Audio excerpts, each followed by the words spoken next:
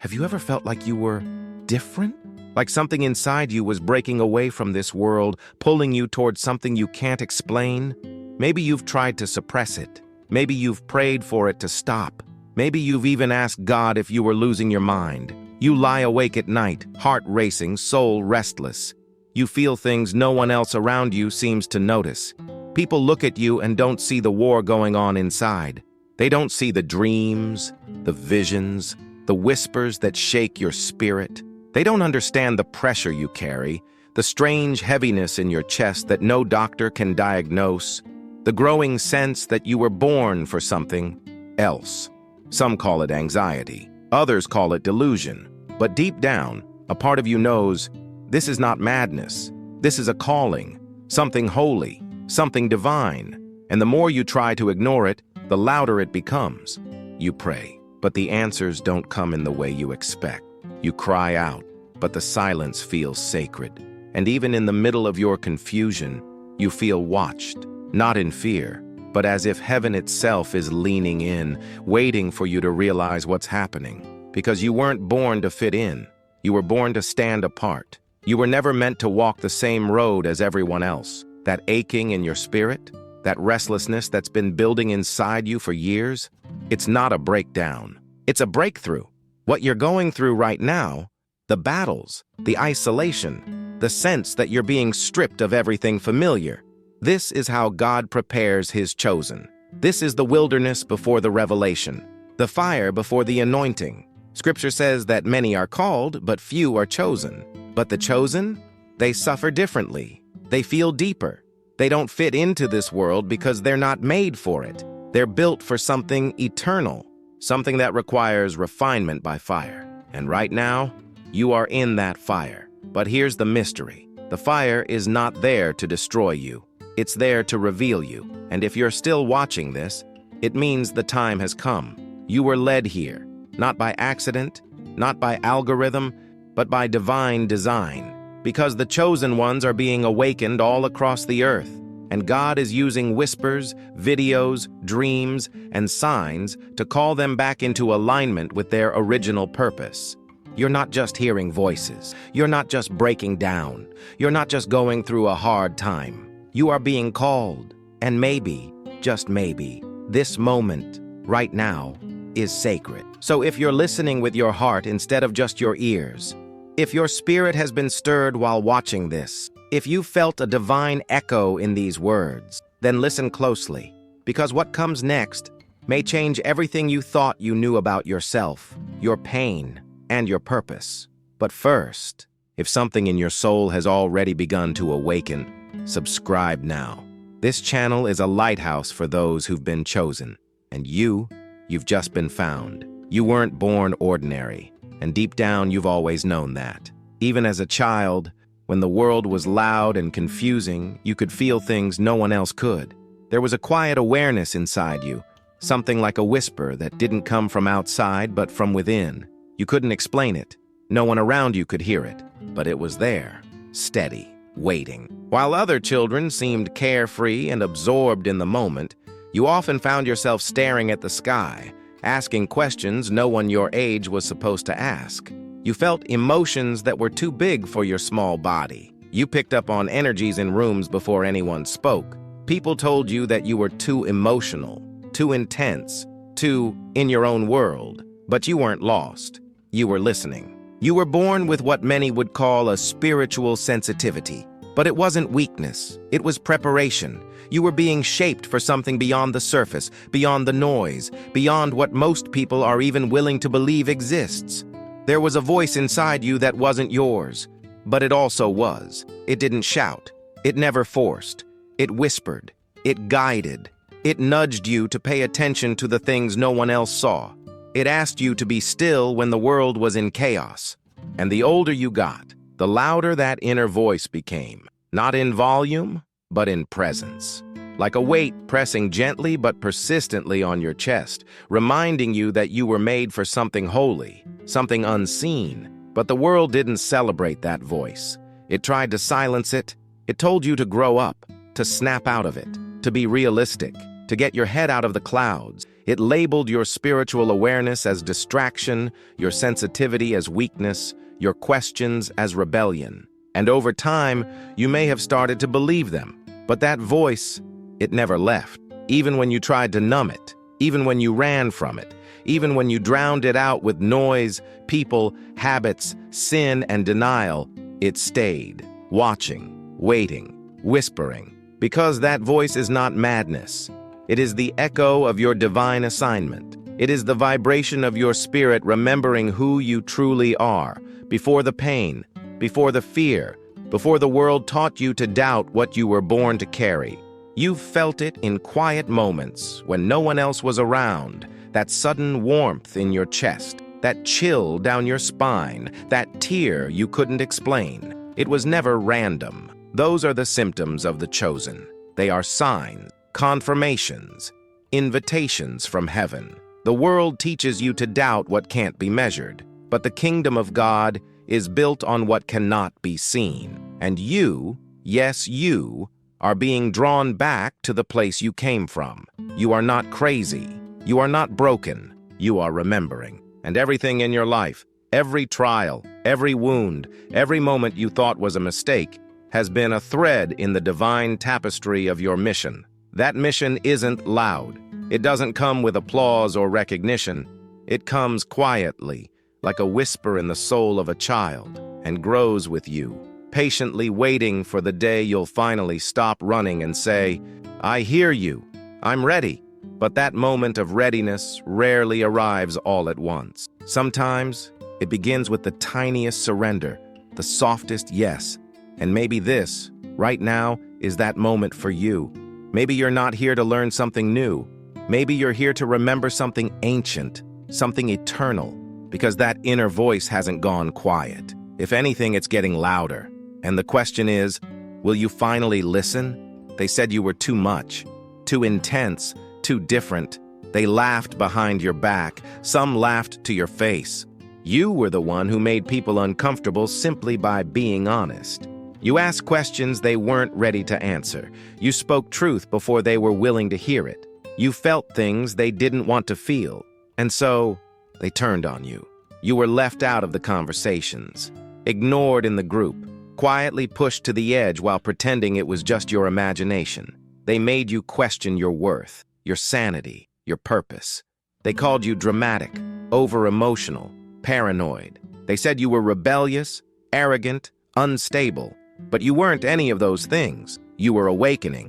What the world called your weakness was, in reality, your signal, a spiritual symptom of something greater moving inside of you. And because they couldn't understand it, they rejected it. And because they rejected it, they rejected you. But here's the truth no one told you. Rejection is the divine mark of calling. God does not reveal his glory in crowds. He whispers it to the ones who have been broken, bruised, misunderstood.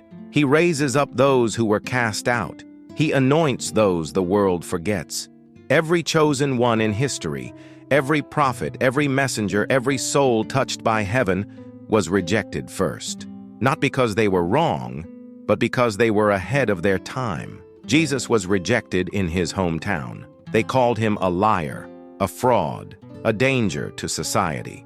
Buddha left everything behind to find the truth and was called mad. Moses spoke to a burning bush and was called delusional. And you? You felt the same eyes watching you like you don't belong, the same voices whispering that you've lost your way. But maybe it's not that you're lost. Maybe it's that you're leaving the map behind. Maybe you're not going crazy. Maybe you're going deeper. The loneliness you feel right now, it's not a curse. It's a clearing. It's God pulling you away from what is impure so he can prepare you for what is sacred. You are being set apart. You are not being punished. You are being purified. Because before the revelation comes the refining. Before the platform comes the wilderness. Before the light comes the silence. And before you are revealed to the world, God must remove everything that isn't truly you. You are being stripped of false friendships, fake identities, outdated beliefs, toxic attachments, and it hurts. Oh, it hurts. But the pain you feel right now is the surgery of heaven, cutting away what cannot go where you're going. You may feel like you're losing everything. You may feel like you've been completely emptied out. But what if the emptiness isn't a loss? What if it's the space God needs to pour in His power? What if your rejection was your redirection? What if the silence is where you're finally learning to hear God? And what if this heartbreak, this confusion, this sacred isolation is not the end, but the beginning of the purpose you've always carried? If this is stirring something in your spirit, if your heart is pounding, if your eyes are burning, if your soul is waking up, leave a comment below right. Now and right, I heard the calling. Let the others who are watching this know they're not alone. Let the algorithm know that the chosen ones are awakening. Let the heavens know you're finally listening. And while you've been walking through that isolation, something else has been happening too. Quietly, repeatedly. Maybe you've brushed it off. Maybe you've laughed at it, called it coincidence, or tried to forget it. But deep down, a part of you knows something greater has been trying to get your attention. Have you ever looked at a clock and it's 11:11 again? Or 3:33 or 4:44 over and over? You don't know why, but you feel something in your chest each time. Like someone tapped you on the shoulder, but no one is there. You see these numbers everywhere, on receipts, phone screens, license plates, room numbers. They show up when you're thinking deeply, or when you're about to make a decision, or when you feel like giving up. These are not just numbers. They are codes, spiritual signs. They are the universe whispering, "You're not alone. I'm here. Keep going." Then there are the dreams, repeating symbols: water, fire, roads, mountains, light.